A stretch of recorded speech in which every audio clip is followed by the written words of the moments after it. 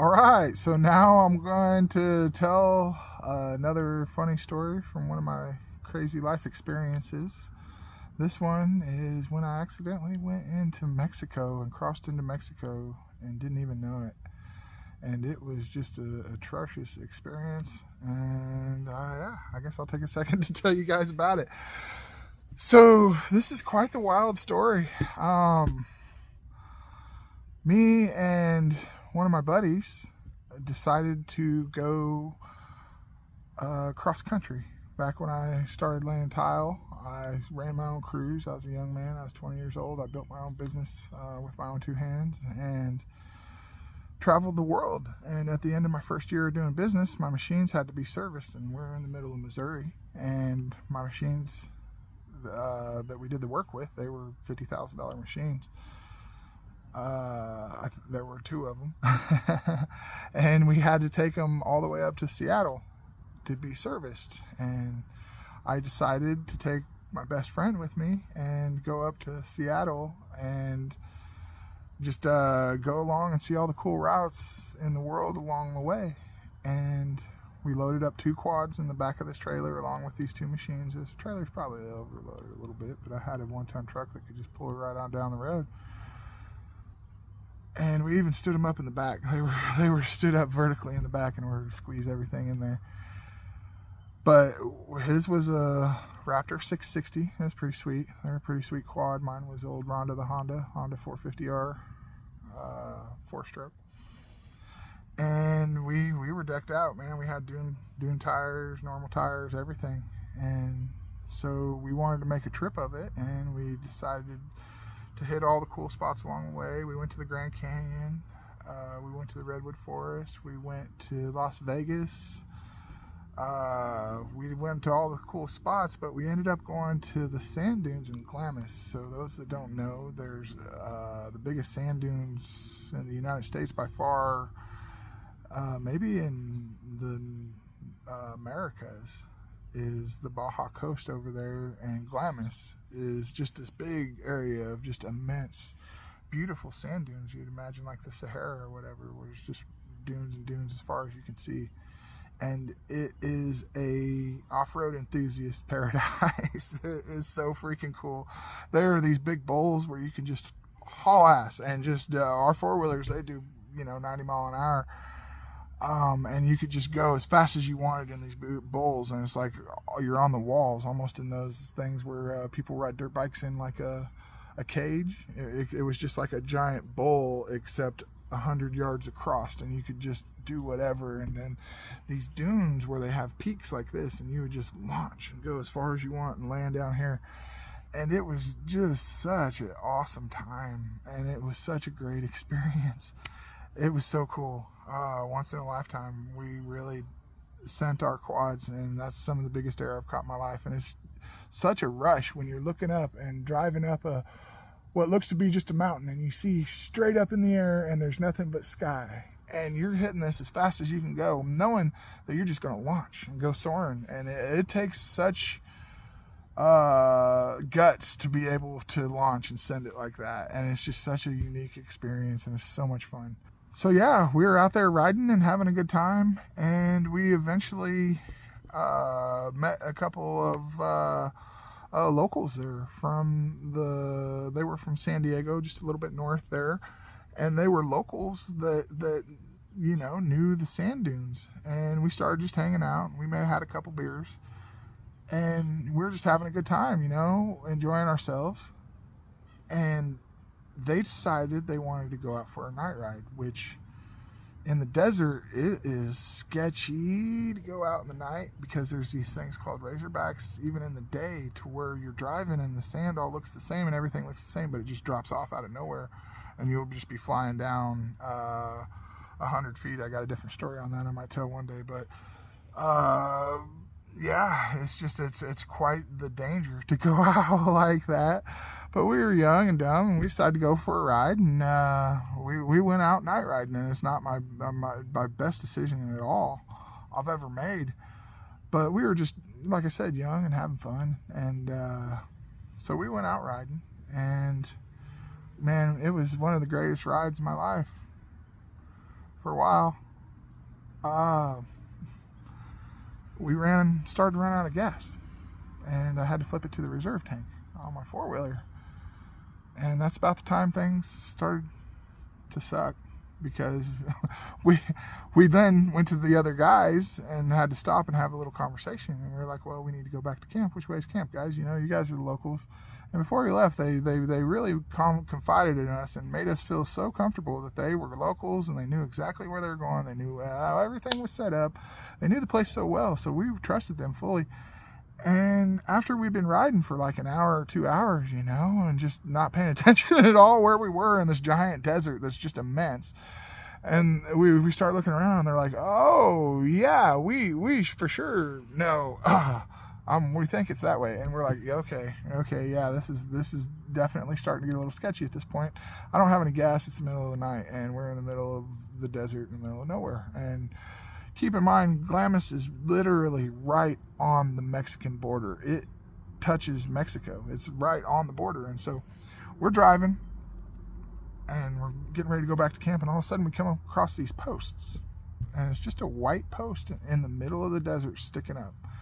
And it's all by itself, except for there's another one about 50 yards ahead and another one 50 yards. And about every 50, 70 yards, I can't tell the exact number, it might have been 100 yards. In the desert, you know, it's kind of hard telling. But every so often, there's a white post, and there's a sticker on it on each side. And one side says, you are now facing America, or the United States. And the other side says, you are now facing Mexico. And that's it. That's the only border that there is. There's nothing else besides that. And so we get to this, and we're like, oh, well, that's Mexico. This is a problem. We need to turn around and go back. You know, that was my logical thought on the matter.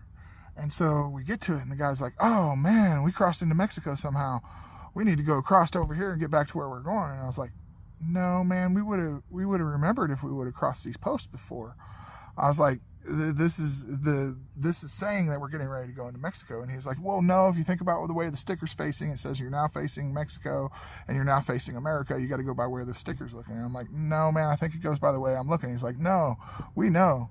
And I'm like, okay, sure, you know what's up. I trust you. Yeah, and that's when things went really south, because we started riding and we continued on our wonderful journey, and we start riding, and all of a sudden our quads, you know, we get down in the lows, and you can't really tell much about stuff and where you're going and what you're doing. But we get down in this low spot, and it looks a little weird, but we weren't, you know, we're just trying to go back, and I'm just following these guys along their way, and our quads start handling terribly, and it's not handling the way it should. And we all stop and are like, what is going on? And that's when we realized there was some kind of farm or irrigation or something. It was some kind of field of basically almost like quicksand, where they had done something to it to make it softer and more fertile, but at the same time, our quads all sunk down all the way to the frames, basically. And at that point, we were screwed so bad. And we got, I think we actually had to leave. Nope, we worked together to get 2 quads out. And we got 2 quads out to normal sand. And then the other 2 were basically stuck in the mud, and we couldn't get them out. I personally burnt my clutch up right there in the mud trying to get my quad out. And my quad was already out of gas, so it didn't even really matter at that point. I mean, I was like, well, I'm out of gas, so I might as well, you know, give her hell and try and get out. I'm stranded anyway, you know, this is my quad. And so we burn it up, and then we have to hike back to the land. And as we're hiking, it was like quicksand. We were up to our waist, and some of the guys we were with, they were almost crying because they thought we were going to sink and die in the middle of the desert in the middle of the night. And it was sketchy. I thought, you know, there were times where we might sink and die in it too. This was unlike anything I've ever dealt with before, but it was a whole field like this. And you couldn't really tell what it was. Anyways, we get to land, and we're out there, And we got 2 4-wheelers on land, and one's stuck in the mud, and one's burnt up and stuck in the mud. And we look, and here comes this truck, and we're like, oh man, this is gonna be something. And he's cruising along down the trail, and comes right up to us, and he's a local Mexican there, and we start to talk to him, and the local guys, they can speak Spanish better than me and my buddy. We don't really speak Spanish, and they started conversing back and forth, and they weren't too good at Spanish either, but they got the gist enough to figure out, hey, we're in Mexico. Hey, this is a really bad spot. He is in charge of the field next to where we're stuck, and he manages and supervises that field, and that's his entire job. And the field that we're stuck in is not his field, but if the dude that owned it knew we were there, he would pretty much kill us. And that's what he portrayed to these 2 guys who portrayed that to us. And we're like, oh, this is a great place for my, $10,000 quad to be stuck in right now. And I'm so glad we're stuck here right now. And so, lo and behold, there was a trail that ran this way right next to my quad. So my quad was stuck here. We could have went over here and stayed on a road, but instead we hiked all the way up here to the sand, and that's where we thought we were going to, die in the quicksand and trudge through all this stuff for it was hundreds of yards. I mean, it was terrible, when really we just could have went 10 yards this way, and then there was a road right there. So lo and behold, he's able to pull up with his truck and pull up right to us and pull us out of the mud, which we graciously thanked him for and tried to give him, I'm pretty sure we did give him money out of our pockets, especially to try and keep silent and not tell anybody what was going on. So at this point, the 2 guys, they're like, okay, we're in a bad situation. We're going to go back and we're going to tell Border Patrol, since your 4-wheeler's screwed here and you can't go anywhere, we're going to leave you 2 guys here. Go tell Border Patrol and they'll come get you.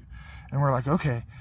Yeah, that's a great solution. So me and my buddy, man, they were out in the middle of the desert, covered in mud. My 4-wheeler broke down.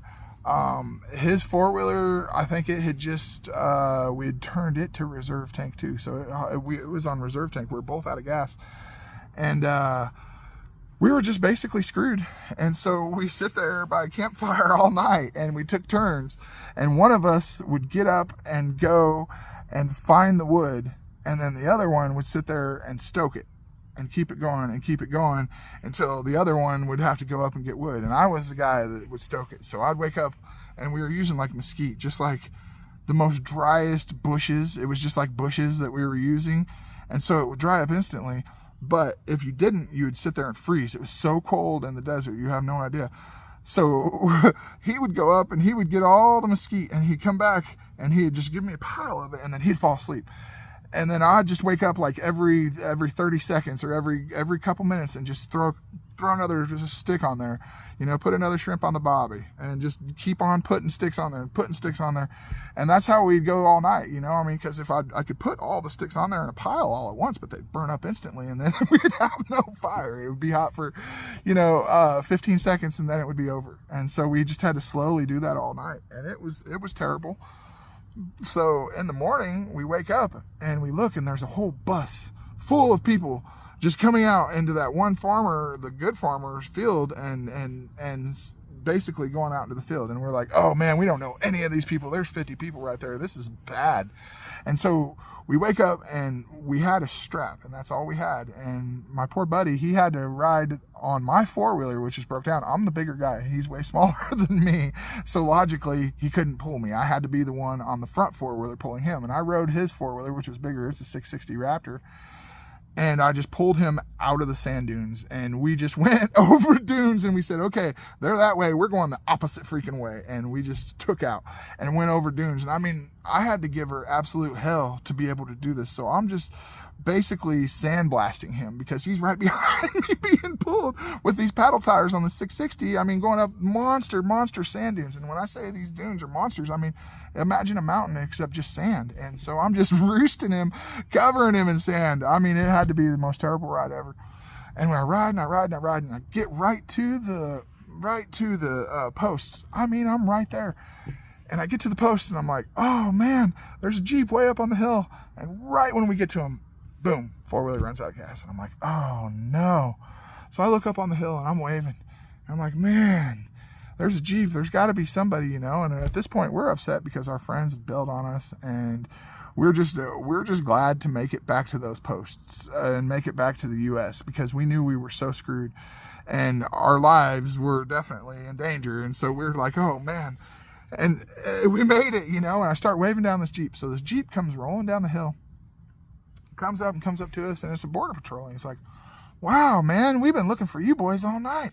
They're like, yeah, your friends came and told us what happened and that you guys were in Mexico, but, you know, there wasn't anything we could have done. We couldn't cross over into Mexico. We couldn't get you guys. It would have been an international incident, so you guys were completely on your own.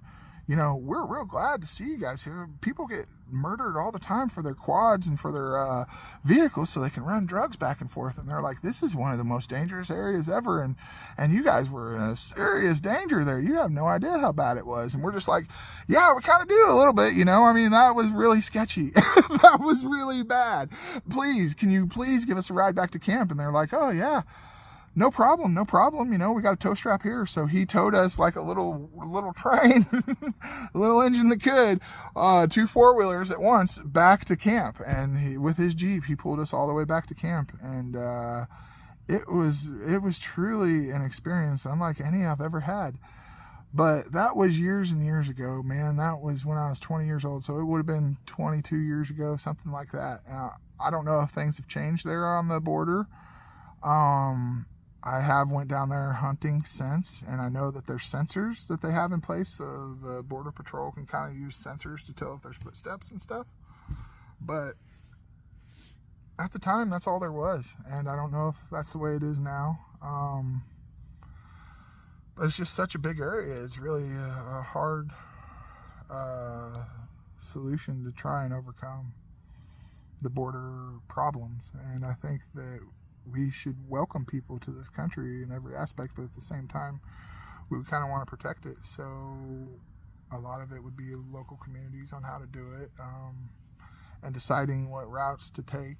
But I think that if we brought all of our military home from overseas and just used them to protect our country around the borders especially, and just made our country stronger than ever, that would be the most logical solution. I believe do unto others what you want done unto you, and that putting our soldiers in other countries is just, we wouldn't want that done unto us. So let's just bring them home and put them right here where they belong. And like I said, make our country stronger than ever, and just maybe put them around the borders and protect our country from any outside threats. I think that's what they should be doing and what they're kind of designed for. So make our country stronger than ever right here.